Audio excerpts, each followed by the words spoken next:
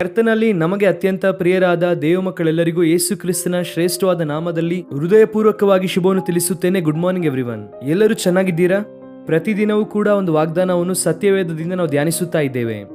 ಯೆಹೋವನು ನನಗೆ ಕುರುಬನು, ನಾನು ಕೊರತೆ ಪಡನು ಎಂಬುದಾಗಿ ಭಕ್ತನಾದ ದಾವೀದನು ಹೇಳಿದ ಪ್ರಕಾರ ದೇವರು ನಮಗೆ ಕುರುಬನಾಗಿರುವುದರಿಂದ ನಮಗೆ ಎಲ್ಲಾ ವಿಷಯದಲ್ಲೂ ಕೂಡ ಭದ್ರತೆಯನ್ನು, ಸಂರಕ್ಷಣೆಯನ್ನು ಆತನು ಕೊಡುವವರಾಗಿದ್ದಾರೆ. ಆತನ ನಡೆಸುವಿಕೆಯಲ್ಲಿ ನಾವು ನಡೆಯುವಷ್ಟು ಕಾಲ ಯಾವುದೇ ರೀತಿಯಲ್ಲಿ ನಾವು ಎಡವದಂತೆ ದೇವರ ಕೃಪೆಯಲ್ಲಿ ಬೆಳೆಯುತ್ತೇವೆ. ನೀವೆಲ್ಲರೂ ಕೂಡ ಆಧ್ಯಾತ್ಮಿಕವಾಗಿ ಬಲ ಹೊಂದಬೇಕೆಂದು, ಆಧ್ಯಾತ್ಮಿಕವಾಗಿ ಬೆಳೆಯಬೇಕೆಂದು ಪ್ರತಿದಿನ ನಿಮಗೋಸ್ಕರವಾಗಿ ನಾವು ಪ್ರಾರ್ಥಿಸುತ್ತಾ ಇದ್ದೇವೆ. ವಾಕ್ಯ ಸತ್ಯವನ್ನು ಇರುವುದನ್ನು ಇರುವ ಹಾಗೆ ನಿಮ್ಮ ಮುಂದೆ ಇಡುತ್ತಾ ಇದ್ದೇವೆ. ಕ್ರೈಸ್ಟ್ ವರ್ಷಿಪ್ ಸೆಂಟರ್ ಮೂಲಕವಾಗಿ ಆತನು ಅನೇಕ ಪ್ರಾಂತ್ಯದಲ್ಲಿ ಉಜ್ಜೀವನದಲ್ಲಿ ಆತನು ನಡೆಸುತ್ತಾ ಇದ್ದಾರೆ.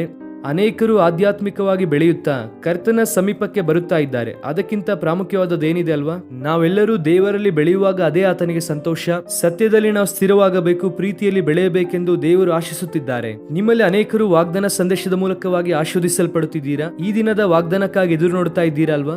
ಸತ್ಯವೇದವನ್ನು ತೆಗೆಯೋಣ. 89ನೇ ಕೀರ್ತನೆ 34ನೇ ವಾಕ್ಯವನ್ನು ಈ ದಿನದ ಧ್ಯಾನಕ್ಕಾಗಿ ನಾವು ಓದೋಣ. The book of Sam's chapter 89 and verse 34. ನನ್ನ ಒಡಂಬಡಿಕೆಯನ್ನು ಭಂಗಪಡಿಸುವುದಿಲ್ಲ, ನನ್ನ ಮಾತನ್ನು ಬದಲಿಸುವುದಿಲ್ಲ. ಹಾಲೆಲೂಯ. ದೇವರ ನಾಮಕ್ಕೆ ಮಹಿಮೆ ಉಂಟಾಗಲಿ. ನೀವು ಮಾತನ್ನು ಬದಲಾಯಿಸಿದ್ದೀರಾ ಎಂದು ಹೇಳುತ್ತಾರಲ್ವ ಕೆಲವರನ್ನು ಉದ್ದೇಶಿಸಿ. ಕುಟುಂಬದಲ್ಲಿ ಈ ಮಾತು ಹೆಚ್ಚಾಗಿ ಕೇಳಿಸುತ್ತದೆ. ಗಂಡ ಮಾತು ಬದಲಾಯಿಸಿದ್ದಾರೆ ಎಂದು, ಹೆಂಡತಿ ಮಾತು ಬದಲಾಯಿಸಿದ್ದಾಳೆ, ಮಕ್ಕಳು ಮಾತು ಬದಲಾಯಿಸಿದ್ದಾರೆ ಎಂಬುದಾಗಿ ಅನೇಕರು ಬಾಧೆ ಪಡುತ್ತಾ ಇರುತ್ತಾರೆ. ಇನ್ನು ರಾಜಕಾರಣಿಗಳ ಕುರಿತಾಗಿ ನಾವು ಹೇಳುವ ಅವಶ್ಯಕತೆ ಇಲ್ಲ ಅಲ್ವಾ? ಅನೇಕ ವಾಗ್ದಾನಗಳನ್ನು ಮಾಡುವವರು ಇರುತ್ತಾರೆ. ಕೆಲವರು ಅದರ ಪ್ರಕಾರವಾಗಿ ನಿಲ್ಲುತ್ತಾರೆ, ಕೆಲವರು ಅದರ ಪ್ರಕಾರವಾಗಿ ನಿಲ್ಲುವುದಿಲ್ಲ. ಮಾತು ಬದಲಾಯಿಸುವವರು ಕೆಲವರು ಇರುತ್ತಾರೆ. ನಾನು ಆ ರೀತಿ ಇರಲಿಲ್ಲ, ನಾನು ಆ ರೀತಿಯಾಗಿ ಹೇಳಲಿಲ್ಲ, ಆ ಸಂದರ್ಭದಲ್ಲಿ ನೀನು ಹಾಗೆ ಅರ್ಥ ಮಾಡಿಕೊಳ್ಳಬೇಕು, ಅದನ್ನು ಬಿಟ್ಟು ತಪ್ಪಾಗಿ ಅರ್ಥ ಮಾಡಿಕೊಂಡಿದ್ದೀಯಾ ಎಂಬುದಾಗಿ ಯಾವುದೋ ರೀತಿಯಾಗಿ ಕೊಟ್ಟ ಮಾತಿನಿಂದ ಹಿಂದೆ ಹೋಗಬೇಕೆಂದು ಅನೇಕರು ಪ್ರಯತ್ನ ಮಾಡುತ್ತಾರೆ. ಆದರೆ ದೇವರ ಉದ್ದೇಶ ಅದಲ್ಲ. ನೀವು ಆದಿಕಾಂಡ ಪುಸ್ತಕದಿಂದ ಪ್ರಕಟಣೆಯ ಪುಸ್ತಕದ ತನಕ ಸ್ಪಷ್ಟವಾಗಿ ಓದುವುದಾದರೆ ದೇವರು ಮಾತನ್ನು ಕೊಟ್ಟರೆ ಆ ಮಾತನ್ನು ಅವರು ನೆರವೇರಿಸಿದ್ದಾರೆ. ಇನ್ನೂ ಸ್ವಲ್ಪ ನಾವು ಗಮನಿಸಿ ನೋಡುವುದಾದರೆ ಇನ್ನೂ ಆತನು ಹೇಳಿದಂತ ಮಾತಿಗೆ ಹೆಚ್ಚಾಗಿ ಮಾಡಿದ್ದಾರೆ ಬಿಟ್ಟರೆ ಕಡಿಮೆ ಆತನು ಮಾಡಿಲ್ಲ. ಮಾತು ಕೊಟ್ಟು ತಪ್ಪದೇ ಇರುವಂತಹ ದೇವರು ಆತನು. ದೇವರು ದಾವೀದನಿಗೆ ಮಾತನ್ನು ಕೊಡುತ್ತಾರೆ. ನಿನ್ನ ಸಂತಾನವನ್ನು ಆಶೀರ್ವದಿಸುತ್ತೇನೆ ಎಂದು ದೇವರು ವಾಗ್ದಾನ ಮಾಡುತ್ತಾರೆ. ಆ ವಾಗ್ದಾನವನ್ನು ಅವರು ನೆರವೇರಿಸುತ್ತಾರೆ. ದಾವೀದನ ಸಂತಾನವನ್ನು ದೇವರು ಎಷ್ಟು ಆಶೀರ್ವದಿಸಿದರು ಅಂದರೆ, ದಾವೀದನ ವಂಶದ ಮೂಲಕವಾಗಿ ಯೇಸು ಕ್ರಿಸ್ತನು ಲೋಕಕ್ಕೆ ಬರುವುದರ ಮೂಲಕ ಆ ದಿನ ದಾವೀದನಿಗೆ ಕೊಟ್ಟಂತ ವಾಗ್ದಾನವನ್ನು ದೇವರು ನೆರವೇರಿಸಿದರು. ನಿನಗೆ ಒಂದು ವಿಷಯ ಗೊತ್ತಾ? ನಿನ್ನ ದೇವರು ವಾಗ್ದಾನವನ್ನು ನೆರವೇರಿಸುವಂತಹ ದೇವರು. ವಾಗ್ದಾನವನ್ನು ಯಾರು ಬೇಕಾದರೂ ಮಾಡುತ್ತಾರೆ, ಆದರೆ ಕೊಟ್ಟಂತಹ ವಾಗ್ದಾನವನ್ನು ಎಷ್ಟು ಜನ ನೆರವೇರಿಸುತ್ತಾರೆ?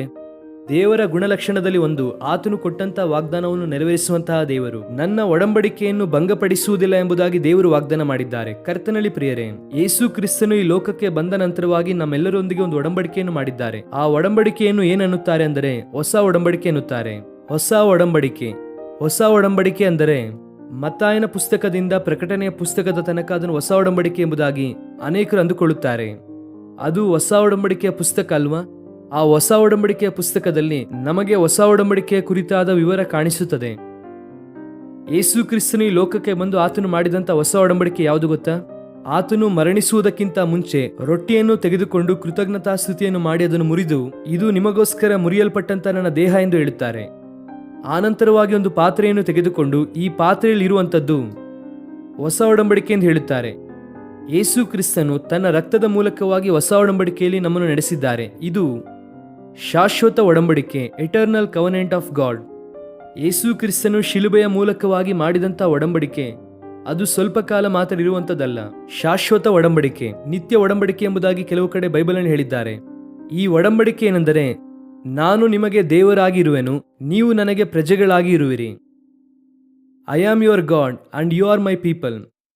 ಎಷ್ಟು ಸುಂದರವಾದ ಒಡಂಬಡಿಕೆ ರೀ ಇದು. ನಾನು ನಿಮಗೆ ದೇವರಾಗಿದ್ದೇನೆ, ನೀವು ನನಗೆ ಪ್ರಜೆಗಳಾಗಿದ್ದೀರಾ. ನಾನು ನಿಮ್ಮ ಮೂಲಕವಾಗಿ ನನ್ನ ಸಂಕಲ್ಪವನ್ನು ನೆರವೇರಿಸುತ್ತೇನೆ. ಸಭೆಯ ಮೂಲಕ ದೇವರು ತನ್ನ ಉದ್ದೇಶವನ್ನು ಪ್ರಪಂಚದಲ್ಲಿ ನೆರವೇರಿಸಬೇಕೆಂದು ಆತನು ಕೋರುತ್ತಿದ್ದಾರೆ. ಆತನು ಅಂದುಕೊಂಡರೆ ಎಷ್ಟೋ ಶ್ರೇಷ್ಠವಾದ ವ್ಯಕ್ತಿಯನ್ನು ಆರಿಸಿಕೊಳ್ಳಬಹುದಾದರೆ ಬಲಹೀನವಾದಂಥವರನ್ನು, ಬುದ್ಧಿಹೀನರನ್ನು ಆತನು ಆರಿಸಿಕೊಂಡು ತನ್ನ ರಕ್ತದ ಮೂಲಕವಾಗಿ ಅವರನ್ನು ಪರಿಶುದ್ಧರನ್ನಾಗಿ ಮಾಡಿ ಪರಿಶುದ್ಧಾತ್ಮನಿಂದ ತುಂಬಿಸಿ ಆತ್ಮನ ಅಭಿಷೇಕವನ್ನು ನೀಡಿ ತನ್ನ ಮಹಿಮೆಗೋಸ್ಕರ ದೇವರು ಉಪಯೋಗಿಸುತ್ತಿದ್ದಾರೆ.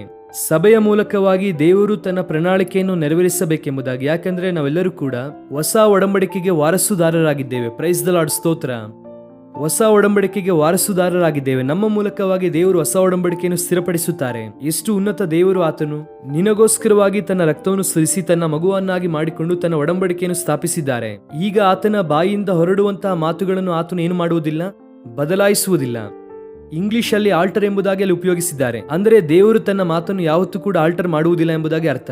ಆತನು ಮಾರ್ಪಡಿಸುವುದಿಲ್ಲ. ಕೆಲವರು ತಮ್ಮ ಆಲೋಚನೆಯನ್ನು, ತಮ್ಮ ಉದ್ದೇಶವನ್ನು ಆಗಾಗ್ಗೆ ಆಲ್ಟರ್ ಮಾಡುತ್ತಾರೆ, ಅದನ್ನು ಮೀರಿ ನಡೆಯುತ್ತಾರೆ. ಆದರೆ ದೇವರು ಒಂದು ಸಾರಿ ತನ್ನ ಮಾತನ್ನು ಕೊಟ್ಟಿದ್ದಾರೆ ಅಂದರೆ ಆ ಮಾತನ್ನು ನೆರವೇರಿಸುವ ದೇವರು. ಪ್ರಿಯ ದೇವ ಮಕ್ಕಳೇ, ನಿನಗೆ ರಕ್ಷಣೆ ಕೊಡುತ್ತೇನೆ ಎಂಬುದಾಗಿ ವಾಗ್ದಾನ ಮಾಡಿದಂತಹ ದೇವರು ನಿನ್ನ ಪಾಪವನ್ನು ಒಪ್ಪಿಕೊಂಡು ಆತನ ಪಾದ ಸನ್ನಿಧಿಯಲ್ಲಿ ಬೀಳುವುದಾದರೆ, ನಿನ್ನ ಪಾಪ ಜೀವಿತವನ್ನು ಬಿಡುವುದಕ್ಕಾಗಿ ನೀನು ನಿರ್ಣಯಿಸಿಕೊಳ್ಳುವುದಾದರೆ, ರಕ್ಷಣೆ ಕೊಡುತ್ತೇನೆ ಎಂಬುದಾಗಿ ಮಾತು ಕೊಟ್ಟಂತಹ ದೇವರು ಅದನ್ನು ನೆರವೇರಿಸುತ್ತಾರೆ. ಮಾತು ತಪ್ಪುವುದಿಲ್ಲ.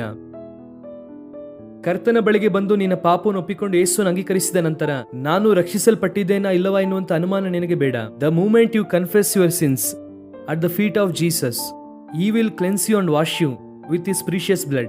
ತನ್ನ ಅಮೂಲ್ಯವಾದ ರಕ್ತದಿಂದ ಯೇಸು ನಿನ್ನನ್ನು ತೊಳೆದು ಶುದ್ಧೀಕರಿಸುತ್ತಾರೆ. ನಿತ್ಯ ಜೀವವನ್ನು ಕೊಡುತ್ತೇನೆ ಎಂಬುದಾಗಿ ವಾಗ್ದಾನ ಮಾಡಿದಂತಹ ದೇವರು ಆತನು ಮಾತು ತಪ್ಪುವವನಲ್ಲ. ನಿತ್ಯ ಜೀವಿತ ಉಂಟು. ಮರಣದ ನಂತರವಾಗಿ ಒಂದು ಮಹೋನ್ನತವಾದ ಜೀವಿತ ಉಂಟು. ಆ ಜೀವಿತವನ್ನು ದೇವರು ನಿನಗೂ ನನಗೂ ಬಹುಮಾನವಾಗಿ ಕೊಡುತ್ತಾ ಇದ್ದಾರೆ. ಆರೋಗ್ಯ ಕೊಡುತ್ತೇನೆ ಎಂಬುದಾಗಿ ವಾಗ್ದಾನ ಮಾಡಿದ ದೇವರು ಆರೋಗ್ಯವನ್ನು ಕೊಡುತ್ತಾನೆ. ಯಾಕಂದ್ರೆ ಆತನು ಆರೋಗ್ಯವನ್ನು ಕೊಡುವಂತಹ ದೇವರು. ಯೆಹೋವ ರಾಫಾ ಎಂಬುದಾಗಿ ಬೈಬಲ್ನಲ್ಲಿ ಬರೆಯಲ್ಪಟ್ಟಿದೆ. ಶಾಂತಿ ಇಲ್ಲವಾ, ಸಮಾಧಾನ ಇಲ್ಲವಾ, ಸಂತೋಷ ಇಲ್ಲವಾ? ಎಷ್ಟೇ ಇದ್ದರೂ ಕೂಡ ಆಶೀರ್ವಾದವನ್ನು ಅನುಭವಿಸುವುದಕ್ಕೆ ಆಗುತ್ತಿಲ್ವಾ? ನಿನ್ನ ಮನೆಯಲ್ಲಿ ಅಸಮಾಧಾನ, ಕತ್ತಲೆಯು ಆವರಿಸಿದೆಯಾ? ದೇವರು ನಿನ್ನನ್ನು ಬಲಪಡಿಸಿ ಸ್ಥಿರಪಡಿಸುತ್ತೇನೆ ಎಂದು ವಾಗ್ದಾನ ಮಾಡಿರುವಂತಹ ದೇವರು, ನಿನಗೆ ಬೆಳಕಾಗಿರುತ್ತೇನೆ ಎಂಬುದಾಗಿ ವಾಗ್ದಾನ ಮಾಡಿದಂತಹ ದೇವರು ಖಚಿತವಾಗಿ ಅದ್ಭುತವನ್ನು ಆತನು ಮಾಡುತ್ತಾರೆ. ಕುಗ್ಗಿ ಹೋಗಬೇಡ, ಧೈರ್ಯ ಪಡಬೇಡ. ದೇವರು ನನ್ನನ್ನು ಮರೆತು ಹೋಗಿದ್ದಾರೆ ಎಂಬುದಾಗಿ ಚಿಕ್ಕ ಚಿಕ್ಕ ಕಷ್ಟಗಳು ಬರುವಾಗ ಕುಗ್ಗಿ ಹೋಗಬೇಡ. ಆತನನ್ನು ದೃಷ್ಟಿಸು. ಅಸಾಧಾರಣವಾದ ಅದ್ಭುತವನ್ನು ದೇವರು ನಿಮ್ಮ ಜೀವಿತದಲ್ಲಿ ಮಾಡುತ್ತಾರೆ. ಆತನು ತನ್ನ ಮಾತನ್ನು ಬದಲಾಯಿಸುವುದಿಲ್ಲ.